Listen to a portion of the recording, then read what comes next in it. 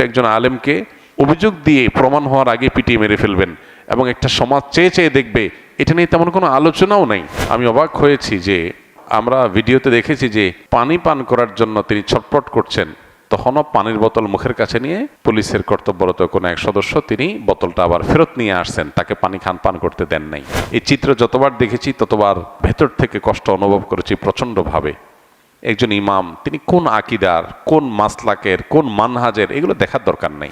একজন মানুষ তিনি যদি অপরাধীও হন, পানি পান করতে চাইবে, তাকে পানি পান করতে দিবেন না, তাকে মেরে ফেলবেন, এটার সুষ্ঠু তদন্ত এবং বিচার দাবি করছি আমরা বিভিন্ন মাসলাকগত আকিদাগত মত পার্থক্যের দোহাই দিয়ে আমরা যার যার মতো আলাদা আলাদা পারলে একজন আরেকজনের বিরুদ্ধে শত্রুতা করি। এগুলা ভেদাভেদ ভুলে মত পার্থক্য আপন জায়গায় থাকতে পারে, সেগুলো থাকা সত্ত্বেও আমরা ঐক্যবদ্ধ থাকা দরকার। গাজীপুরে একজন ইমামকে শিশু বলাৎকারের অভিযোগে পিটিয়ে মেরে ফেলা হয়েছে। অনেকেই বলেছে আকিদাগত পার্থক্যের কারণে মেরে ফেলা হয়েছে। তার মামলা পুলিশ নিচ্ছে না। এদেশে ইমামদের জীবনের মূল্য কি নেই তাহলে?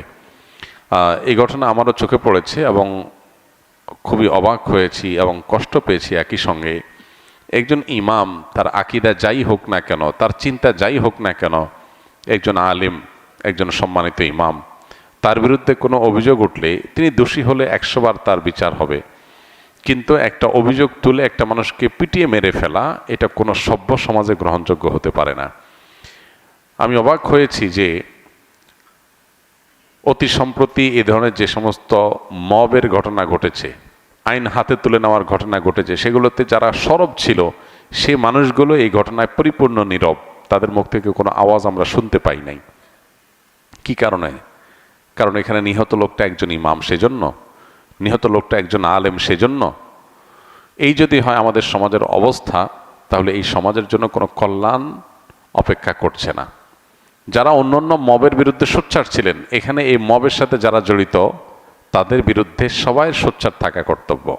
একটা লোক অপরাধী হলে, অপরাধ প্রমাণ হওয়ার আগ পর্যন্ত, অভিযুক্ত হলে অপরাধ প্রমাণ হওয়ার আগ পর্যন্ত তাকে অপরাধী বলা যাবে না। এখানে কি ঘটেছে আমরা কেউই জানি না, কিন্তু আমরা এটুকু জানি লোকটাকে পিটিয়ে মেরে ফেলা হয়েছে।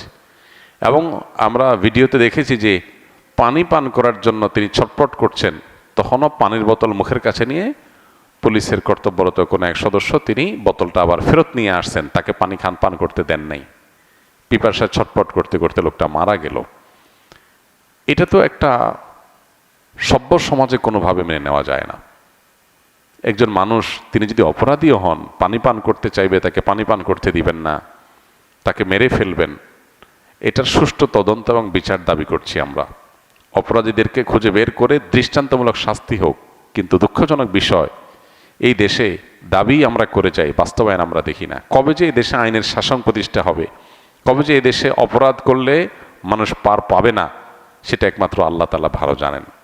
আমরা স্বপ্ন দেখি এক এক সময়, এক একজনকে নিয়ে, এক এক গ্রুপকে নিয়ে, কিন্তু তারা আমাদের সেই স্বপ্নগুলোকে ধুলির সাথে মিশিয়ে দেয়। আল্লাহ তাআলা এই দেশে মানুষের প্রতি রহম করুন, করুণা করুন। আমরা যেন এই দেশে সুশাসন পাই, সেরকম নেতৃত্ব, সেরকম লোক, সেরকম পরিবেশ আল্লাহ তাআলা আমাদেরকে মেহেরবানি করে, দয়া করে, অনুগ্রহ করে, ভিক্ষাস্বরূপ আল্লাহ যেন আমাদেরকে দান করেন। এছাড়া আমাদের কোনো আশার আলো আমরা সচরাচর দেখতে পাই না। আল্লাহর অনুগ্রহ ছাড়া আমার কোনো উপায় নেই।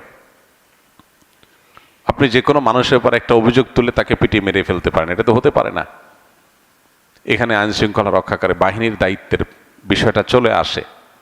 তারা এটাকে ট্যাকেল দিয়ে যথাযথ তদন্ত করে তারপর এটা নিয়ে পদক্ষেপ নেওয়া উচিত ছিল। আলেম ওলামারা, ইমাম সাহেবরা সমাজে তাদের মর্যাদা যেখানে সবচেয়ে বেশি থাকার কথা ছিল, সেখানে তাদের আজ এই দুরবস্থা। এটা খুবই দুর্ভাগ্যজনক একটা বাস্তবতা। কোন অবস্থাতে এটা মেনে নেওয়া যায় না। এই চিত্র যতবার দেখেছি ততবার ভেতর থেকে কষ্ট অনুভব করেছি প্রচণ্ডভাবে।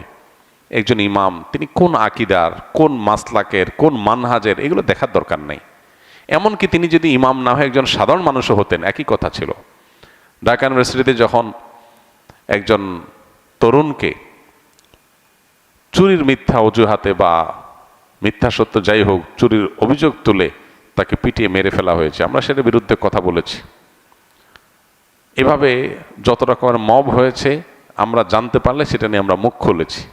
সেখানে একজন ইমামকে এভাবে পিটিয়ে মেরে ফেলা হবে। আমি মূলধারা মিডিয়াগুলোতে এটা নিয়ে তেমন কোনো হইচই দেখি নাই, টকশোগুলোতে সরগরম হতে দেখি নাই। কারণ কি? লোকটা একজন ইমাম।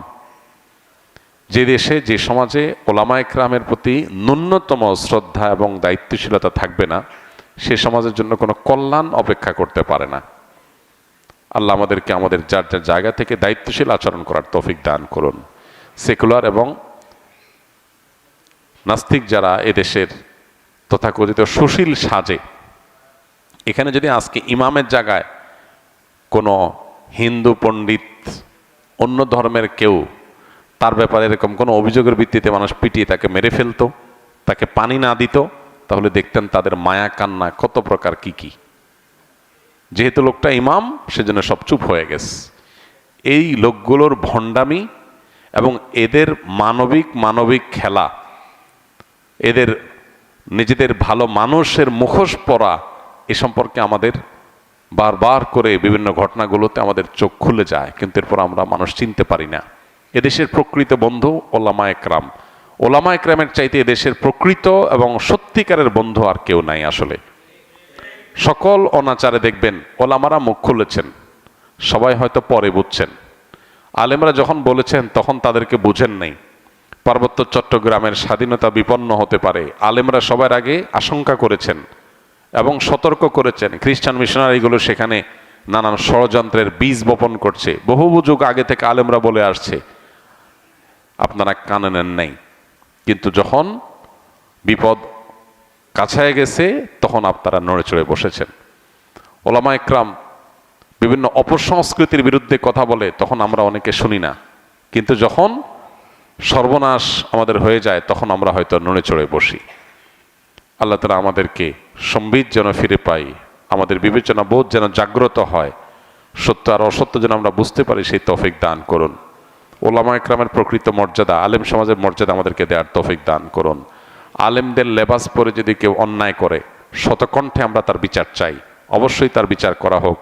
যত রকমের অন্যায় অনাচার হতে পারে, সেটা বলাৎকার হোক, জেনা হোক, অন্য কোনো অপরাধ হোক, একজন আলেম করলেও তার বিচার করতে হবে, সাধারণ মানুষ করলেও তার বিচার করতে হবে। ইসলাম সে ইনসাফ কায়েম করার জন্যই এসেছে, আমরা সেটা অবশ্যই বলবো, শতকণ্ঠে বলবো। কোনো আলেম কোনো অন্যায় করলে সেটা সবার আগে আমরা প্রতিবাদ করার চেষ্টা করি, সেটা অন্যায়কে অন্যায় বলার চেষ্টা করি। কিন্তু একজন আলেমকে অভিযোগ দিয়ে প্রমাণ হওয়ার আগে পিটিয়ে মেরে ফেলবেন এবং একটা সমাজ চেয়ে চেয়ে দেখবে, এটা নিয়ে তেমন কোনো আলোচনাও নাই, হইচই নাই, এটা নিয়ে টকশোগুলো গরম হচ্ছে না, টেলিভিশনগুলোতে আলোচনা তেমন একটা শোনা যাচ্ছে না। এটা দুর্ভাগ্যজনক।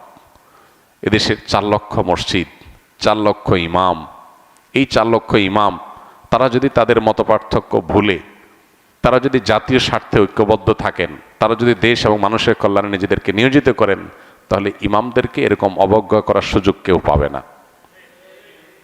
এই জন্য আমাদের ওলামা একরাম প্রত্যেকটা মহল্লাতে আমাদের ঐক্যবদ্ধ থাকতে হবে। দুর্ভাগ্য আমাদের, আমরা বিভিন্ন মাসলাকগত আকীদাগত মত পার্থক্যের দোহাই দিয়ে আমরা যার যার মতো আলাদা আলাদা, পারলে একজন আরেকজনের বিরুদ্ধে শত্রুতা করি।